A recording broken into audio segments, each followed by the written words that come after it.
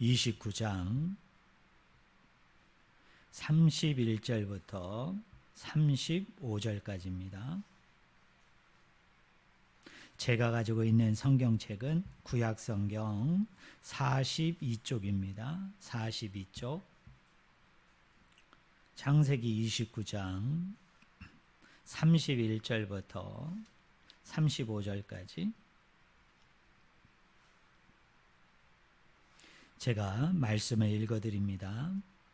여호와께서 레아가 사랑받지 못함을 보시고 그의 태를 여셨으나 라헬은 자녀가 없었더라. 레아가 임신하여 아들을 낳고 그 이름을 르우벤이라 하여 이르되 여호와께서 나의 괴로움을 돌보셨으니 이제는 내 남편이 나를 사랑하리로다 하였더라. 그가 다시 임신하여 아들을 낳고 이르되 여호와께서 내가 사랑받지 못함을 들으셨으므로 내가 이 아들도 주셨도다 하고 그의 이름을 시므온이라 하였으며 그가 또 임신하여 아들을 낳고 이르되 내가 그에게 새 아들을 낳았으니 내 남편이 지금부터 나와 연합하리로다 하고 그의 이름을 레이라 하였으며 그가 또 임신하여 아들을 낳고 이르되 내가 이제는 여호와를 찬송하리로다 하고 이로 말미암아 그가 그의 이름을 유다라 하였고 그의 출산이 멈추었더라. 아멘.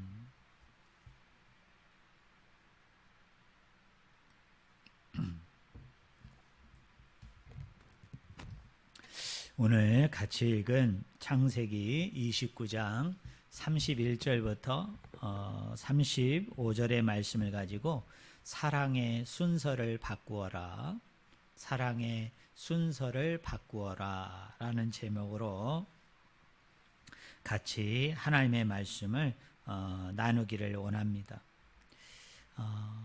오늘 본문 말씀은 야곱이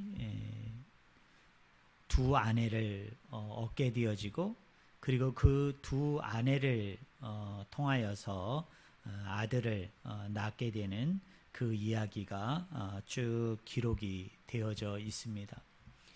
이 당시에 야곱은 어떤 상황이었느냐면 그의 형 에서를 우리가 너무나 잘 아는 것처럼 속임을 통해서 야곱이 장자권, 축복권을 뺏어옵니다. 후에 에서가 그 사실을 알게 되어지죠. 그래서 에서가 야곱을 죽이려고 하는 것을 이 야곱의 어머니였던 리브가가 알아채게 되어지고요.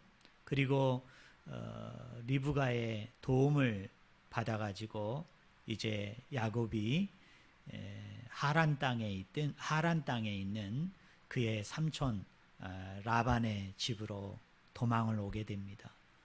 피신을 오게 되어집니다. 그리고 이제 삼촌 라반의 집에 머물면서 삼촌 라반을 도와서 일을 하게 되어지죠. 한 1개월여 정도 지나게 되어졌을 때 삼촌 라반이 야곱을 불러서 이야기합니다. 네가 나의 조카인데 생질인데 그냥 일을 시킬 수는 없고 내가 네 그 일한 것에 대한 보상으로 품삯을 주기를 원한다. 오늘날로 얘기하면 임금, 월급을 주기를 원한다. 그런데 내가 어떻게 너에게 품삯을 주었으면 좋겠느냐, 월급과 임금을 주었으면 좋겠느냐, 나한테 얘기하라 라고 얘기합니다. 그때 이 야곱이 라반에게 뭐라고 얘기하느냐면 제가 삼촌 라반을 위해서 7년 동안 열심히 일을 할 테니까 다른 것은 필요가 없고 그 품삯으로 당신의 둘째 딸인 라헬을 저의 아내로, 제 부인으로 주었으면 좋겠다라고 요구를 합니다. 그리고 우리가 읽지는 않았습니다만 창세기 29장 16절, 17절에 보면 이런 말씀이 나옵니다. 라반에게 두 딸이 있으니 언니의 이름은 레아요 아우의 이름은 라헬이라. 레아는 시력이 약하고 라헬은 곱고 아리따우니라고 얘기합니다.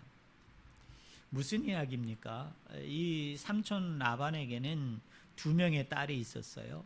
그 첫째 딸 이름이 뭐냐? 레아였고 두 번째 딸 이름이 라헬이었습니다. 그런데 이 야곱이 누구를 더 사랑했습니까? 라헬을 더 사랑했어요. 라헬을 더 좋아했어요. 그래서 삼촌 라반이 네가 일한 품삯을 정하라. 일한 품삯을 내가 어떻게 주기를 원하느냐라고 얘기할 때 이 야곱이 얼마나 라헬을 좋아하고 사랑했던지 뭐 돈으로 달라고 하지도 않고 또 양이나 집에서 기르는 어떤 짐승으로 내 품삯을 달라고 하지도 않고 누구를 달라고 합니까? 이 라반의 둘째 딸이었던 라헬을 내 아내로 주었으면 좋겠다. 내가 그와 결혼했으면 좋겠다. 그렇게 요구할 정도로 이 야곱이 라헬한테 완전히 빠진 거죠.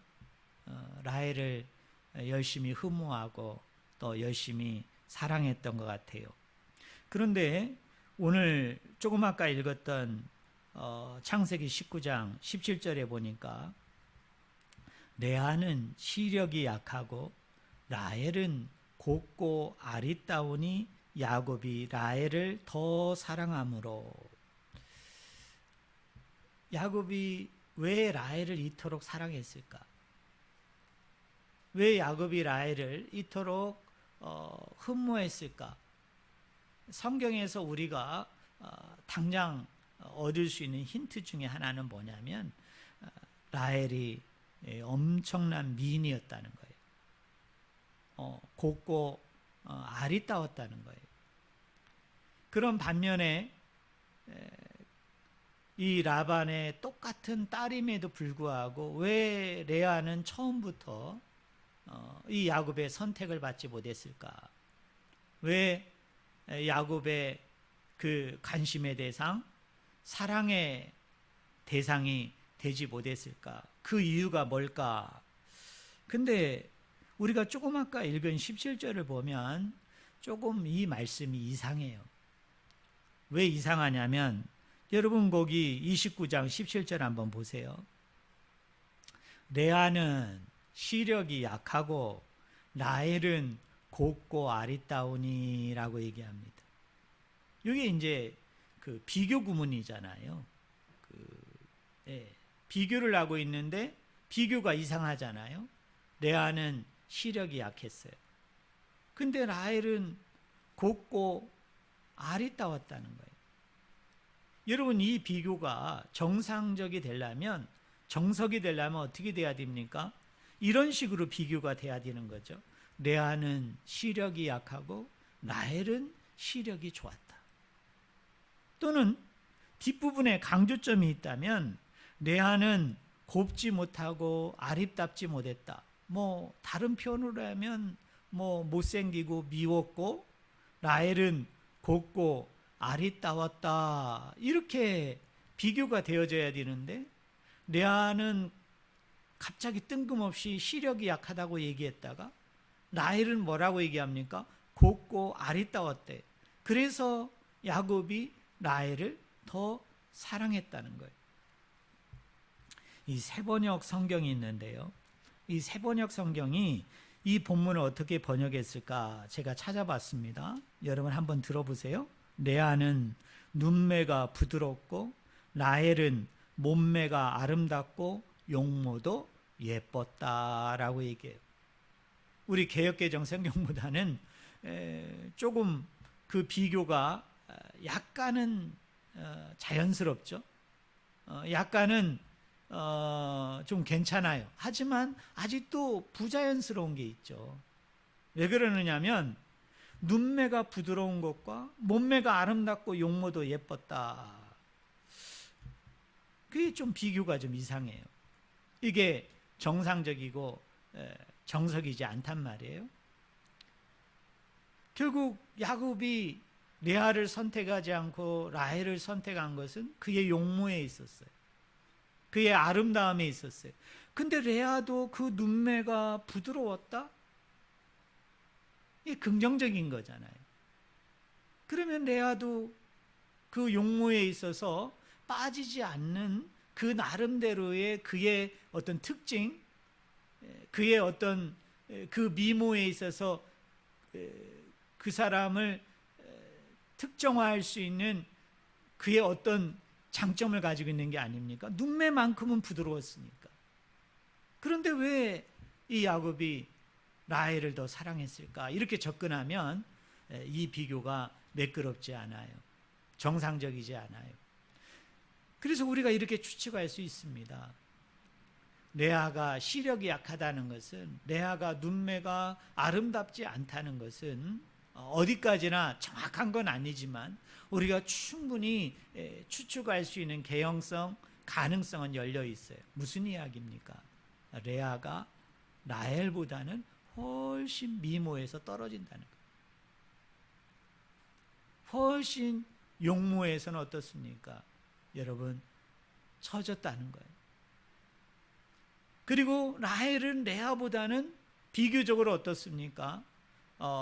세번역 성경에 의하면 몸매가 아름다웠고요, 용모도 예뻤다는 거예요. 결국 그 이유로 인해서 레아는 이 야곱에게 있어서 부인을 선택함에 있어서 그 처음 선택에서 야곱의 눈에 들지를 않죠. 물론 나중에 삼촌 라반의 속임수로 인해서 레아가 첫째 부인으로 선택을 받게 되어지고요. 그리고 라헬이 야곱이 더 7년을 일하는 그 품삯으로 말미암아 이제 마침내 자기가 사랑하고 싶은 여인을 이 야곱이 취하게 되는 것을 우리가 본문을 통해서 알 수가 있습니다. 그런데 여기서 한 가지 불행한 것이 생기게 되어집니다. 그것이 바로 뭐냐면 레아라는 여인이었어요. 이 레아라는 여인이 원래부터 이 야곱의 사랑을 받지 못하다 보니까, 또 원래부터 그 야곱의 눈에 들어서 이렇게 자연스럽게 부인으로, 아내로 여러분 선택을 받지 못하다 보니까 그 상심이라는 것은, 그 상처라는 것은 엄청나게 컸다는 것이죠. 그리고 결혼했음에도 불구하고 여전히 야곱은 라헬에게만 관심을 둡니다. 라헬에게만 사랑을 베풉니다. 그러다 보니까 레아는 같은 부인이었고 또 한 집에서 동거하고 사는 사람으로서 그 내면의 그 상처라는 것은, 그 슬픔이라는 것은 엄청난 것이었다는 것을 우리가 능히 짐작할 수 있는 것이죠. 그래서 오늘 우리가 읽은 본문 말씀 31절부터 35절에 보면은 이 레아가 이 야곱을 통해서 4명의 아들을 낳게 되어집니다. 그런데 이 4 아들의 이름 짓는 과정들을 보면 이 레아가 얼마나 남편의 사랑에 목말라 했는지, 그리고 그렇게 목마르고 그렇게 남편의 사랑을 갈구하고 그렇게 남편에게 인정받고 또 그 관심의 대상이 되고 싶었음에도 불구하고 그렇지 못한 것에 대해서 얼마나 실망을 넘어서 절망을 했는지, 그 이름 하나하나의 뜻을 보면 우리가 능히 짐작할 수 있어요. 여러분, 첫 번째 아들이 무엇입니까? 여러분 32절에 보세요. 레아가 임신하여 아들을 낳고 그 이름을 르우벤이라 하여 이르되, 첫 번째 아들을 르우벤이라고 졌습니다. 그런데 그 르우벤의 아들의 뜻이 뭐냐? 여호와께서 나의 괴로움을 이제는 내 남편이 나를 사랑하리로다. 거의 기도에 가깝죠.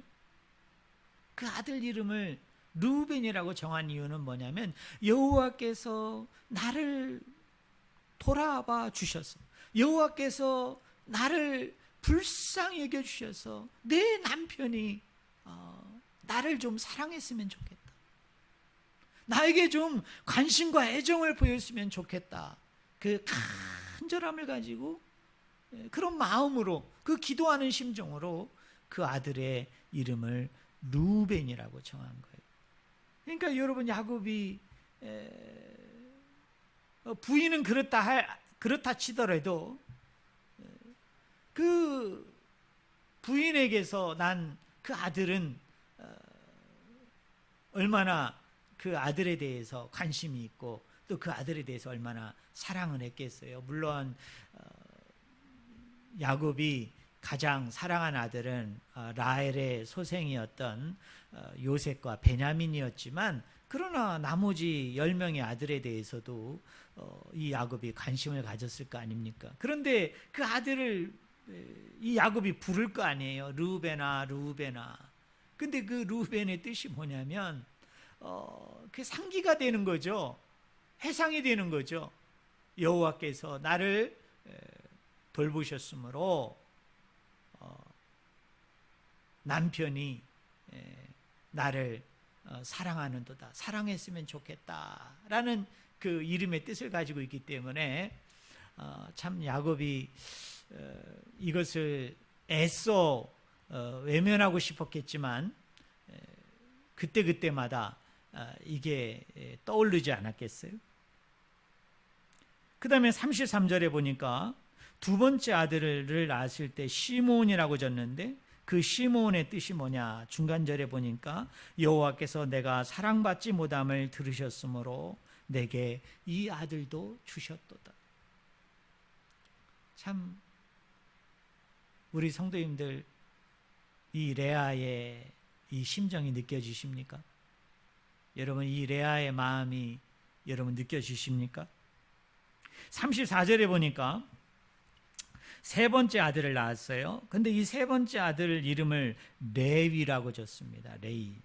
근데 그 이름의 뜻이 뭐냐면, 거기 중반절에 보니까 내가 그에게 세 아들을 낳았으니 내 남편이 지금부터 나와 뭐하리로다?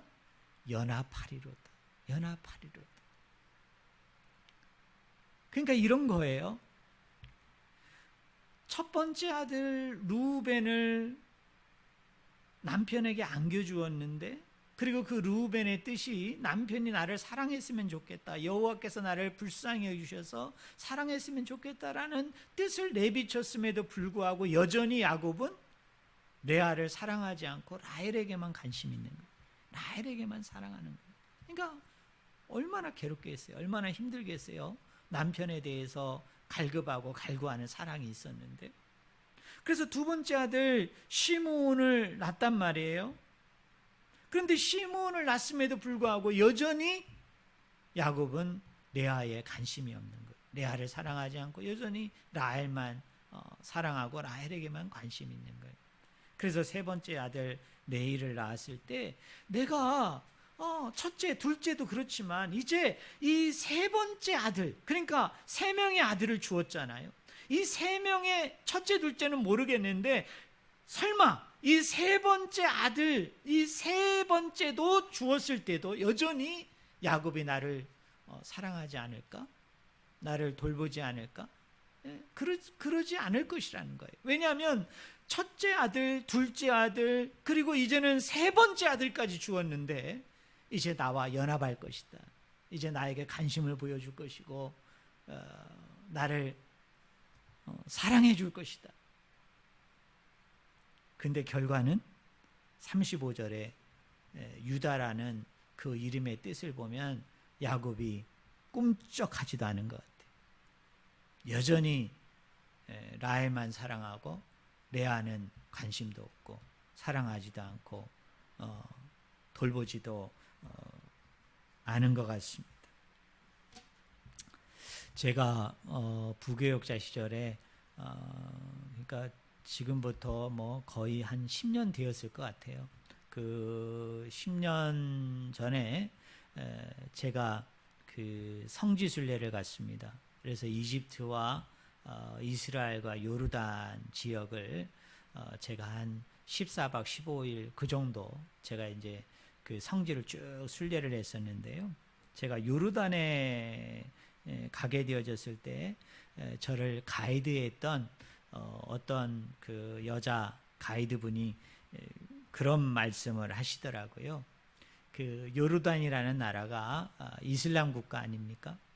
여러분, 이슬람 국가 사람들은 일부 일처제를 하는 사람도 있지만은 일부 다처제 사이거든요. 그래서 능력 있는 남자는, 또 재력이 있고 권력이 있는 남자들은 부인들을 뭐 기본적으로 2명에서 뭐 많은 사람들은 뭐 10명에까지 그렇게 두고 산다는 거예요. 제가 그 인도네시아, 말레이시아, 여기도 이제 이슬람 국가잖아요. 그쪽에 있는 어떤 분에게 이야기를 들었는데요. 거기도 이제 이슬람 국가인데 그 이슬람 사람들이 사는 집에 보면은 집은 하나인데 그 출입문이 여러 개가 있다는 거예요. 어떤 사람은 출입문이 하나가 있고 어떤 사람은 출입문이 2개가 있고 3개가 있고 4개가 있는데 그 출입문 개수가 뭐냐면 그 이슬람의 남자 부인 수하고 같다는 거예요. 그래서 왜 이렇게 출입문을 한 개만 만들어 놓고 그 안에서 그러면 방을 달리해 가지고 살면 되는데 왜 이렇게 출입문을 달리하느냐? 이게 뭐냐면 나는 이렇게 부인을 많이 데리고 살 정도로 나는 부유하다, 나는 힘이 세다, 나는 능력이 있다 라는 것을 과시하기 위해서, 자랑하기 위해서 의도적으로 그렇게 출입문을 많이 만들어 놓는다는 얘기를 제가 들은 적이 있습니다. 그런데 그 요르단 가이드를 통해서 제가 들었던 것 중에 사실은 이제 이게 재미난 이야기면서도 또 다른 측면에서 보면 되게 슬픈 이야기예요. 여러분, 이슬람 사람들이 왜 그 평상시에 낮에 이렇게 주로 활동할 당시에는 어떻습니까? 얼굴을 다 가리잖아요. 몸을 다 가리고. 좀 아프가니스탄 같이 심한 나라는 어떻게 되느냐면 이렇게 눈만 내놔요. 눈만 내놓고 모든 걸 다 가리는 상태로 살아요. 그런데 이 요르단에 이 가이드 하시는 분이 한 번은 이제 이슬람 가정에 그 초대를 받았다고 그래요. 그래서 이제 자기 생각에는 이 이슬람 여인들이 밖에서도 이렇게 눈만 내놓고 또는 코나 입 정도 얼굴만 내놓고 살기 때문에 가정 안에서도 그렇게 하는 줄 알았더니 그 밤에 저녁에 저녁 식사를 초대받았는데 자기가 그 입구에 문을 열고 그 가정 안으로 들어가 가지고 너무 충격적인 걸 발견했다는 거예요. 너무 놀라운 걸 발견했다는 거예요. 그게 뭐냐면 그 집에 부인이 한 2-3명이 있었는데요. 그 부인들이 얼마나 막 이렇게 화려하고 얼마나 막 치장을 하고 얼마나 막 짙은 화장을 하고 죄송합니다. 얼마나 심하게 노출을 했던지 자기가 밖에서 만난 이 이슬람 여성들이 이슬람 그 여자분들이 바로 이분들이 맞나라고 여길 정도로 자기가 큰 충격을 받았다는 거예요. 왜 여인들이 그렇게 하고 있겠습니까? 왜 부인들이 그렇게 하고 있겠어요? 남편의 사랑을 받고 싶은, 남편의 관심을 좀 받고 싶은 그 갈급함, 그 간절함 속에서 그 이슬람의 그 여자분들이 다는 아니겠습니다만은 그렇게 하고 있는 모습에 같은 여성으로서 되게 충격을 받았다. 자기가 한편에서는 이해가 되면서도 그런 현실이 너무나 슬프게 자기에게 다가왔다라는 얘기를 여행 중에 그분이 한 이야기가 생각이 납니다. 사랑하는 성도 여러분, 그 그 절망이라는 단어와 여러분 슬픔이라는 단어가 있잖아요. 근데 이 절망과 슬픔은 그 의미가 다릅니다. 여러분, 슬픔은 내가 이겨낼 수 있는 고통이에요. 내가 이겨낼 수 있는 그 아픔을 우리는 슬픔이라고 얘기합니다. 그렇지만 여러분, 절망은 뭡니까? 내가 이길 수 없는 고통이에요. 내가 이길 수 없는 슬픔을 얘기합니다. 내가 어떤 슬픔이 있고 어떤 아픔이 있는데 이거를 내가 이겨낼 수 있고 이거를 극복하고 어떻게 하든지 이것 속에서 좀 더 넉넉하지는 않지만 완전하지는 않지만 그래도 어느 정도 자유로울 수 있는 것을 우리는 슬픔이라고 얘기합니다. 그 사람 슬픔을 겪고 있다. 나 지금 슬픔 가운데 빠져 있다. 하지만 그 슬픔은 영원하지 않아요. 계속적이지 않아요. 그리고 언젠가는 이 슬픔이 시간이 지나고 상황이 변화되어지다 보면 어떻게 됩니까? 그 슬픔이 내 안에서 스르르 자취를 감추죠. 하지만 여러분, 절망은 어떻습니까? 이거는 이겨내지는 게 아니에요. 이거는 극복이 되어지는 게 아니고요. 이거는 정말 내가 어떻게 할 수 없는 거예요. 그냥 계속 그게 반복이 되고 연속이 되고 끝이 없는 거죠. 지금 본문에 나와 있는 레아는 슬픔을 넘어, 슬픔을 뛰어넘어 어떤 가운데 있습니까? 절망 가운데 있는 거예요. 왜 그렇습니까? 첫 번째, 르우벤을 낳았을 때 여호와께 기도하는 마음으로, 하나님께 기도하는 마음으로 여호와께서 나를 돌보심으로 말미암아 내 남편이 나를 사랑해 줬으면 좋겠다라고 얘기했죠. 그런데 두 번째 아들을 낳았을 때 시므온이라고 얘기했잖아요.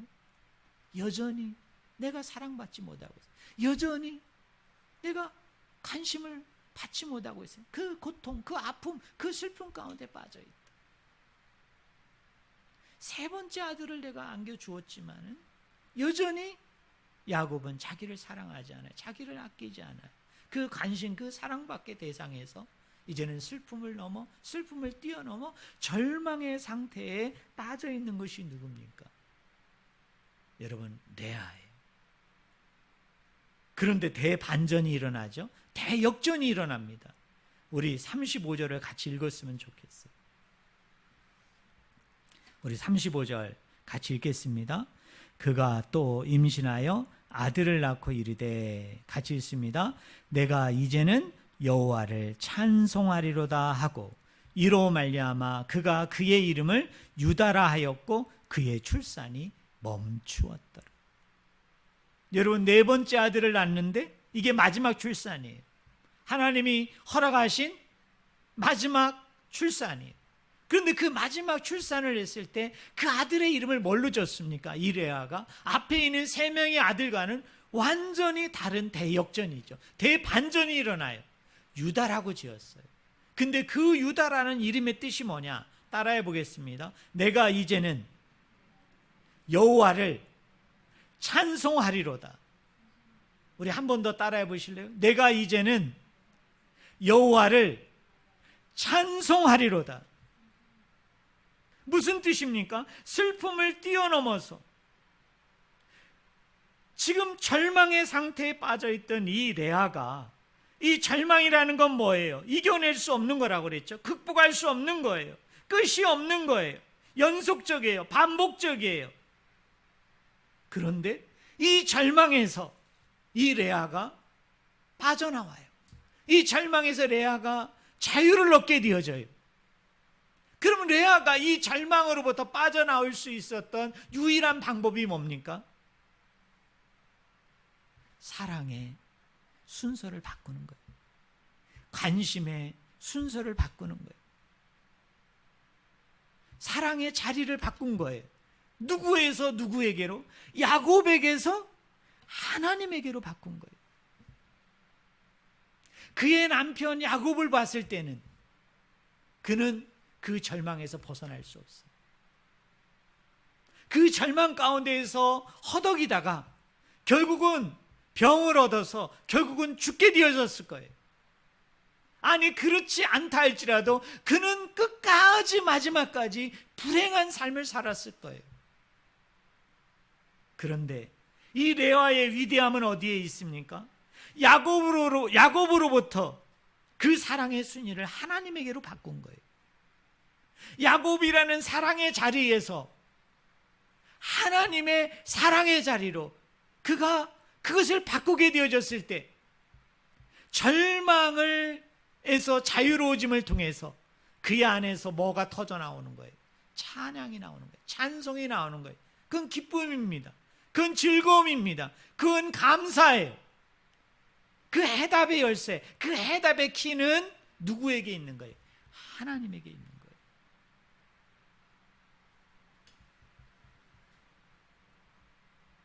우리가 신약 성경을 보면 이 유다의 후손으로 말미암아 이 레아의 후손이었던 자식이었던 이 유다의 후손으로 말미암아 누가 오게 됩니까? 메시아가 오게 돼요. 예수 그리스도가 이 땅에 탄생하게 되어집니다. 물론 이 당시에 레아는 유다를 얻고 내가 여호와를 찬송하려다, 내가 여호와를 찬양한다고 얘기할 때 그 찬송과 찬양이 그래 내 아들을 통해서 나중에 메시아가 탄생할 거야, 내 아들 유다를 통해서 그래 예수 그리스도가 탄생할 거야, 그걸 내다보고 그가 그것을 어느 정도 그가 그것을 깨달았기 때문에, 영적인 눈을 가지고 해안을 가지고 그것을 밝히 알았기 때문에 그가 여호와를 찬송한 건 아니에요. 그를 여호와를 찬양한 것은 아니에요. 아마 레아는 몰랐을 겁니다. 유다 자손을 통해서 궁극적으로 메시아가 나타날 것을, 그 유다 자손을 통해서 이 땅에 예수 그리스도가 오심을 통해서 그분이 십자가와 부활과 그리고 승천의 사건을 통해서 구원을 성취하고 완성하게 되어지는 이 엄청난 일들이 일어날 것을 그는 전혀 감지하거나 느끼거나 알지 못했을 거예요. 하지만 중요한 건 뭐예요? 그가 알았든 못 알았든 그 자손을 통해서 우리 하나님께서는 메시아가 오게 하셨어요. 우리 하나님께서는 놀라웠게도 그 자손을 통해서 예수 그리스도가 출생하게 했고, 결국 그분을 통해서 인류의 구원이 가능하도록 하나님이 선물로, 은총으로 그 모든 것을 부여해 주셨음을 신구약 이후에 오늘을 사는 저와 여러분들은 너무나도 잘 알고 있는 사실이에요. 사랑하는 성도 여러분, 혹시 우리 성도님들 중에 슬픔을 넘어 절망 가운데 있는 분은 없으십니까? 어떤 상황 가운데 지금 내가 놓여 있는데, 어떤 위치 가운데 내가 놓여 있는데, 내가 이 상황을 보고 이 내용을 보니까 이것은 내가 어떻게 할 수 있는 게 아니에요. 내가 노력해서, 내가 애써서, 내가 힘써서 이게 극복이 되어지고 좀 더 나은 상황으로 가게 되어지고 내가 이것으로부터 자유할 수 있는 것이 아닐 수 있잖아요.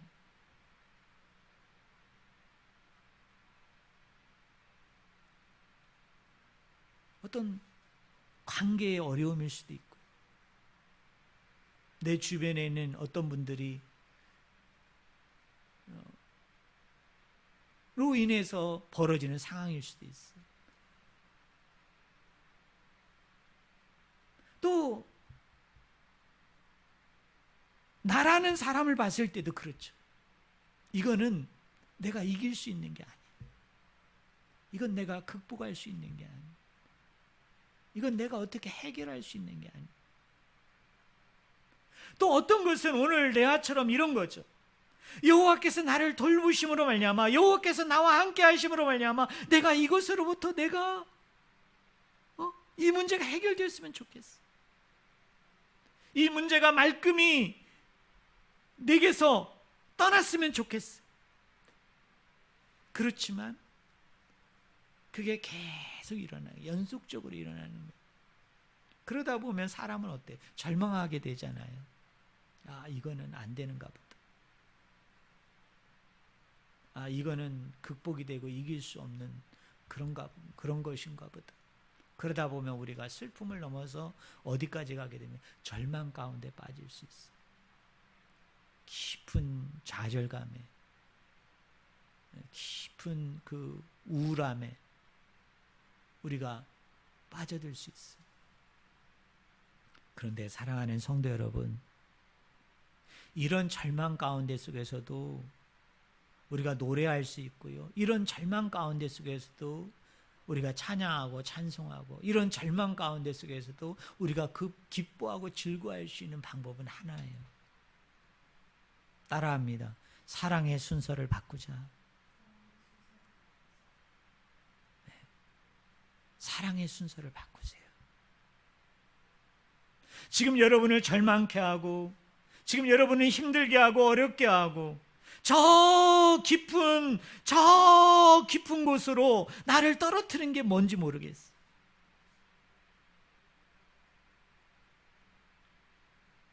죄송합니다. 그게 남편일 수도 있어. 그게 아내일 수도 있고, 그게 자녀일 수도 있고, 그게 부모일 수도 있어. 그게 일일 수도 있어. 어떤 것일 수 있어요. 어떤 내용일 수 있어. 내가 이것으로부터 자유할 수 있는 것, 내가 이것으로부터 내가 노래하고 찬양하고 내가 이것으로부터 기뻐하고 즐거워할 수 있는 건 뭡니까? 그 관심의 대상을 바꾸세요. 그 사랑의 대상을 바꾸세요. 그랬을 때 비로소 우리가 자유할 수 있어요. 비로소 그 절망으로부터 우리가 건짐을 받을 수 있어요. 레아가 그렇게 남편의 사랑을 갈급해하고 갈망했지만 결국 그 남편은 레아를 돌보지 않았어요. 레아를 사랑하지 않았어요. 그 깊은 절망 가운데 속에서 이 레아가 자유로울 수 있었던 방법은 그 사랑의 대상이 이제 남편이 아니라 그 사랑의 대상을 하나님에게 뒀을 때, 내가 여호와를 찬송하리로다, 내가 여호와를 찬양할지어다라고 얘기하면서 그 아들 이름을 유다라고 지었던 것처럼 이제는 나는 더 이상 남편의 무관심으로부터, 남편의 사랑받지 못하는 그 깊은 절망으로부터 나는 이제 하나님의 사랑을 받는, 하나님의 은총과 긍휼을 받는, 그리고 나도 여호와 하나님만을 사랑하고 여호와 하나님만을 소망하고 바라보는 사람으로 그 사랑의 순서, 그 사랑의 자리를 바꾸겠다는 그 결단을 통해서 비로소 그가 자유함을 얻게 되어진 거예요. 그리고 당시에는 모르지만은 그 여인을 통해서 메시아가 나오는, 예수 그리스도가 탄생함을 통해서 인류의 구속을 이루게 되어지는 그 엄청난 축복의 도구로, 은혜의 도구로 하나님이 그 여인을 사용하였음을 저희들은 성경을 통해서 알 수 있잖아요. 사랑하는 성도 여러분, 슬픔을 넘어 그것이 어떤 것이든 절망 가운데 있는 분이 계십니까? 이건 내가 이길 수 없고, 이건 내가 극복할 수 없고, 이건 내가 어떻게 할 수 없는 거예요. 지금까지 많이 노력하고 지금까지 많이 노력했지만은 지금까지 안 됐어요. 그래서 이제는 포기하고, 이제는 내려놓고, 이제는 이것은 내가 할 수 없는 거라고, 내가 이길 수 없는 거라고. 근데 안타까운 거, 훌훌 털어버릴 수도 없고 내팽개칠 수도 없잖아요. 그럴 때 이곳에서 살 수 있는 방법은, 자유로울 수 있는 방법은 하나예요. 사랑의 순서를 바꾸세요. 내 관심의 순서를 바꾸세요. 내 사랑의 자리를 바꾸세요. 이것으로부터 하나님께로, 이것을 바꾸셨을 때 비로소 이 모든 것에서 자유로울 수 있다는 것을 기억하시고 지금 바로 이 시간에 그 순서를 바꾸시는 우리 귀하고 복된 성도님들 한 분 한 분이 다 되어지기를 주의 이름으로 간절히 축원을 드립니다. 기도하겠습니다.